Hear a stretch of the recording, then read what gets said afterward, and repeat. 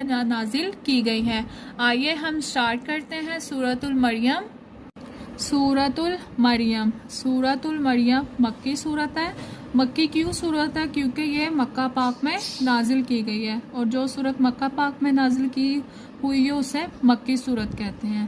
اس میں 98 آیات ہیں۔ تعارف: سورۃ المریم میں حضرت مریم علیہ السلام کا تفصیلی تذکرہ ہے، یعنی حضرت مریم علیہ السلام کا اس صورت میں تفصیلاً ذکر بیان ہے، اس لیے اس صورت کا نام سورۃ المریم رکھا گیا ہے۔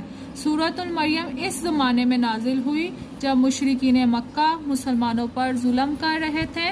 اس موقع پر حضرت محمد صلی اللہ علیہ وسلم نے صحابہ کرام کو حبشہ کی طرف ہجرت کرنے کا حکم فرمایا، یعنی یہ اس کے نزول کے بارے میں ہمیں بتایا جا رہا ہے کہ یہ اس زمانے میں نازل کی گئی ہے جب مشرکین مکہ مسلمانوں پر ظلم کر رہے تھے،